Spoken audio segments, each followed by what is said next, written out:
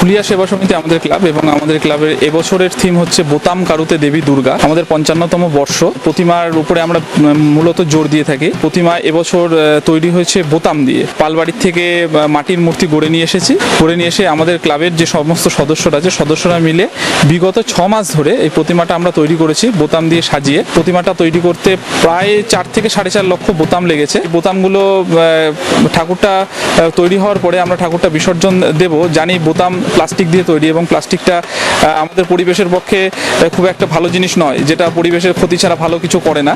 তো আমরা প্রতিমাটা বিসর্জন দেওয়ার পরে প্রতিমাটা আমরা আবার জল থেকে তুলে নেব। তুলে নিয়ে সেই বোতামগুলোকে চেষ্টা করবো আগে পুনরায় আগের জায়গায় ফিরিয়ে নিয়ে আসার পরে সেই বোতামটা যাতে টেলারিংয়ের কাজ বা অন্য কোনো কাজে তাদের ব্যবহারযোগ্য করে তুলতে পারি, সেই জন্য আমরা চেষ্টা করব।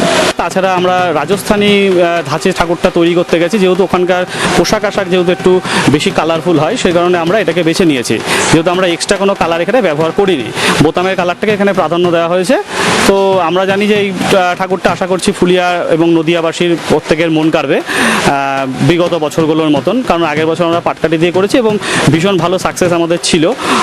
এই বছর আমরা এটা দিয়ে করেছি এবং আমাদের এই ঠাকুরটা আমরা পরে বিসর্জন দিয়ে দেব এবং বিসর্জন দেওয়ার পরে আমরা সেই ঠাকুরটাকে গঙ্গা থেকে আবার তুলে নেব। নিয়ে চেষ্টা করব যেন পরিবেশের কোনো ক্ষতি না করে এটাকে আবার রিসাইকেলিং করা যায়, সেই ব্যবস্থাটা আমরা অবশ্যই ক্লাবের পক্ষ থেকে গ্রহণ করব।